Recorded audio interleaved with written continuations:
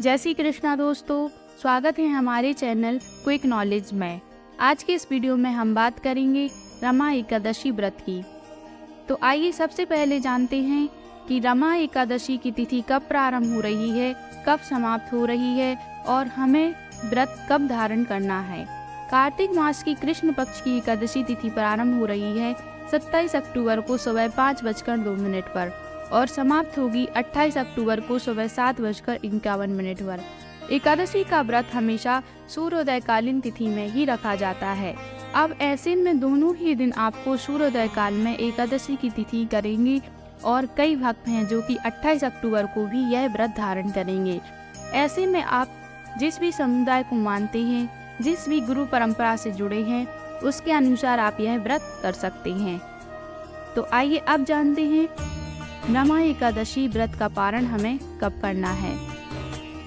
एकादशी का व्रत पारण द्वादशी तिथि में किया जाता है और द्वादशी तिथि प्रारंभ हो रही है 28 अक्टूबर को सुबह 7:51 पर और समाप्त होगी 29 अक्टूबर को सुबह 10:03 पर।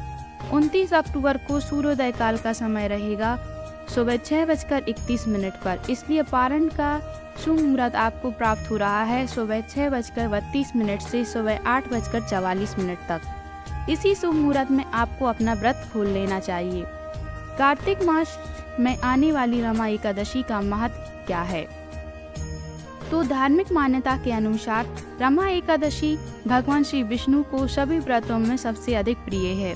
रमा एकादशी को पुण्य कार्य करने के लिए बहुत ही महत्वपूर्ण दिन माना गया है। पद्म पुराण में वर्णन मिलता है कि जो भक्त सच्चे मन से रमा एकादशी का उपवास रखता है उसे वैकुंठ धाम की प्राप्ति होती है और सभी समस्याओं से मुक्ति भी मिलती है। इस दिन भगवान श्री हरि और माता लक्ष्मी का एक साथ पूजन करने से इसका महत्व और भी बढ़ जाता है। जनमानस में इस पर्व को रंभा या रमा एकादशी के नाम से जाना जाता है। धार्मिक ग्रंथों के अनुसार यह व्रत वैकुंठ धाम की प्राप्ति दिलाने वाली भी माना गया है। हिंदू धर्म में इसे सबसे शुभ और महत्वपूर्ण एकादशी माना गया है। यह कार्तिक कृष्ण एकादशी यानी दिवाली के 4 दिन पहले ही पड़ती है। पौराणिक ग्रंथों के अनुसार भगवान श्री कृष्ण ने रमा एकादशी के बारे में धर्मराज युधिष्ठिर से कहा था कि इस एकादशी का सच्चे मन से व्रत करने से वाजपेयी यज्ञ के बराबर फल मिलता है। आइए अब बात करते हैं रमा एकादशी पूजा विधि की। रमा एकादशी के दिन सबसे पहले सुबह उठकर स्नान करें, उसके बाद मंदिर की साफ सफाई करें। अब भगवान विष्णु की प्रतिमा स्थापित करें। उसके बाद भगवान श्री हरि विष्णु का जल अभिषेक से पंचामृत से उन्हें स्नान कराएं।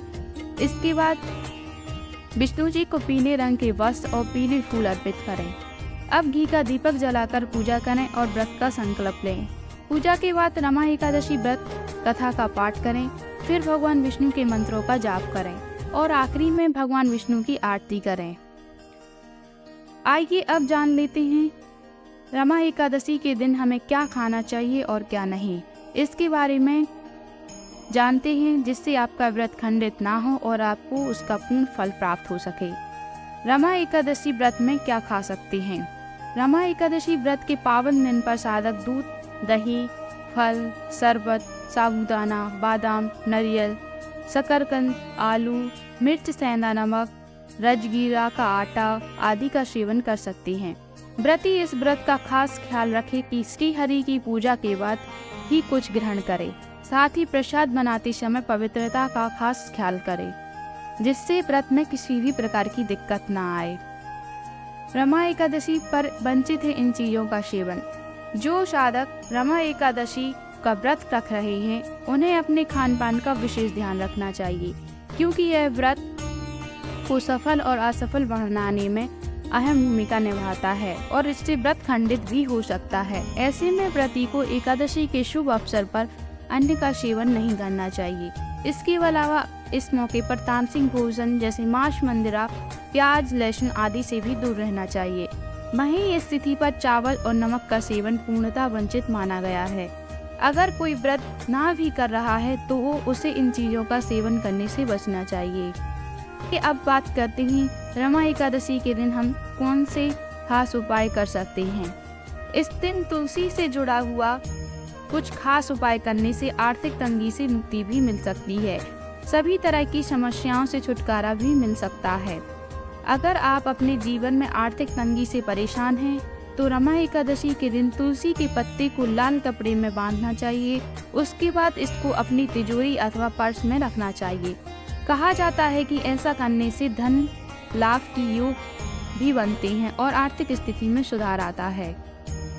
रमा एकादशी के दिन शुभ मुहूर्त में भगवान विष्णु और माता लक्ष्मी की पूजा अर्चना करनी चाहिए।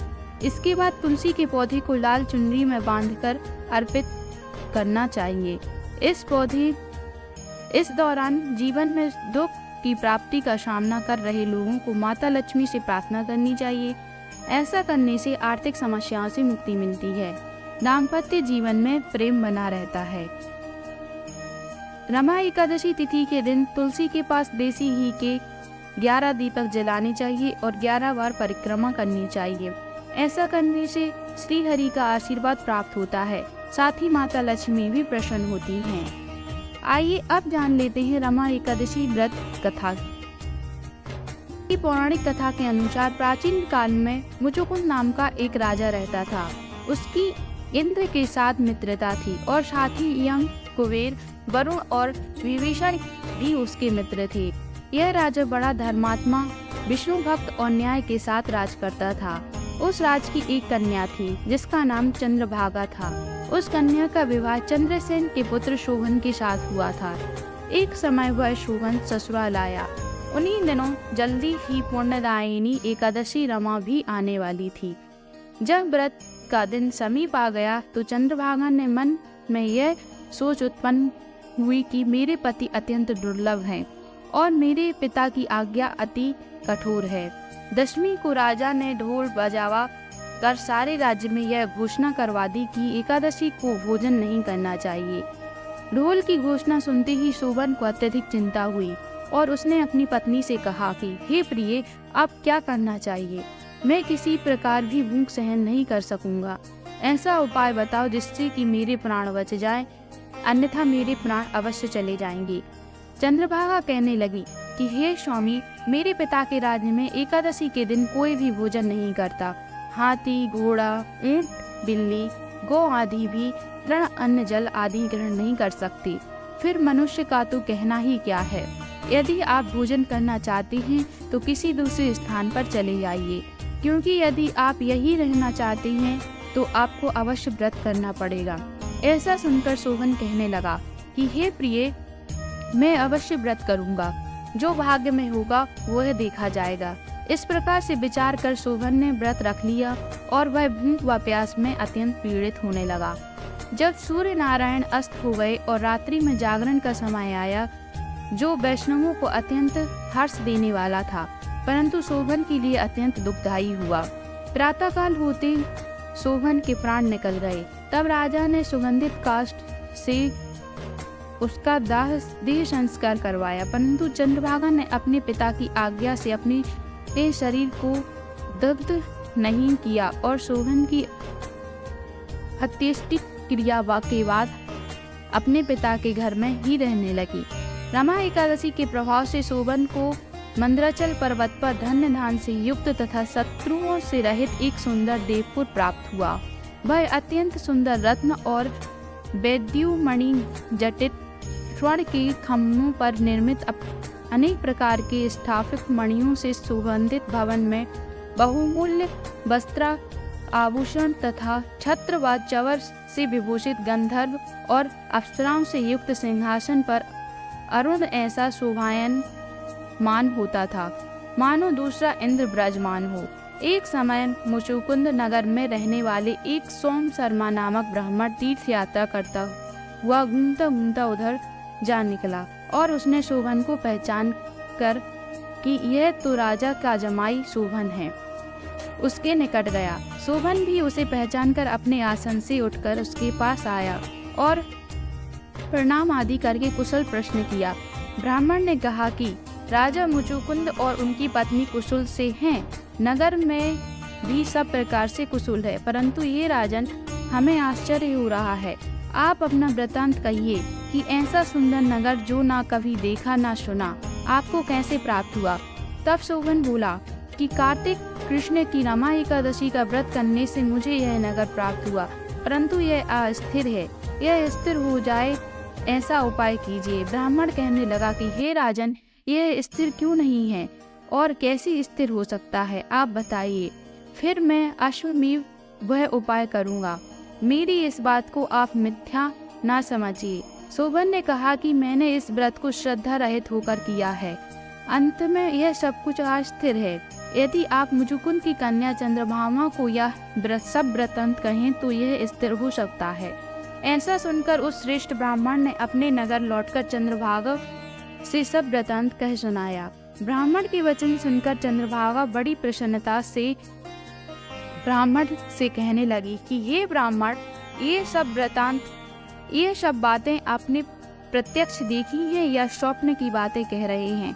ब्राह्मण कहने लगा कि हे पुत्री, मैंने महावन में तुम्हारे पति को प्रत्यक्ष देखा है, साथ ही किसी से विजय न हो ऐसा देवताओं के नगर के समान उनका नगर भी देखा है। उन्होंने यह भी कहा कि यह स्थिर नहीं है, जिस प्रकार वह स्थिर रह सके सो उपाय करना चाहिए। चंद्रभामा कहने लगी, हे विप्र, तुम मुझे वहाँ ले चलो, मुझे पतिदेव के दर्शन भी तीव्र लालसा है। मैं अपने किए हुए पुण्य से उस नगर को स्थिर बना दूंगी। आप ऐसा कार्य कीजिए जिससे उनका हमारा सहयोग हो, क्योंकि वियोग को मिला देना महान पुण्य है। सोम शर्मा यह बात सुनकर चंद्रभामा को लेकर मंदराचल पर्वत के समीप वामदेव ऋषि के आश्रम पर गया। वामदेव जी ने सारी बात सुनकर वेद मंत्रों के उच्चारण से चंद्रभामा का अभिषेक कर दिया। तब ऋषि के मंत्र के प्रभाव और एकादशी के व्रत से चंद्रभामा का शरीर दिव्य हो गया और वह दिव्य गति को प्राप्त हुई। इसके बाद बड़ी प्रसन्नता के साथ अपने पति के निकट गई। अपनी प्रिय पत्नी को आते देखकर शोभन अति प्रसन्न हुआ और उसे बुलाकर अपनी बाईं तरफ बैठा लिया। चंद्रभामा कहने लगी कि हे प्राणनाथ, आप मेरे पुण्य को ग्रहण कीजिए। अपने पिता के घर में जब 8 वर्ष की थी तब से विधि पूर्वक एकादशी के व्रत को पूरी श्रद्धा से करती आ रही हूँ। इस पुण्य के प्रताप से आपका यह नगर स्थिर हो सकता है तथा समस्त कर्मों से युक्त होकर प्रलय के अंत तक रहेगा। इस प्रकार चंद्रभामा के दिव्य आभूषण और वस्त्रों से सुसज्जित होकर अपने पति के साथ आनंद पूर्वक रहने लगी। इसलिए जो मनुष्य रमा एकादशी का व्रत करते हैं, इसके प्रभाव से उनके ब्रह्मा हत्या सहित समस्त पाप नष्ट हो जाते हैं। जो मनुष्य इस महात्म्य को पढ़ते अथवा सुनते हैं, उसे समस्त पापों से छुटकारा विष्णु लोक को प्राप्त होता है। ऐसी रमा एकादशी व्रत की महिमा है। आशा करते हैं दोस्तों आपको हमारी जानकारी पसंद आई होगी। धन्यवाद।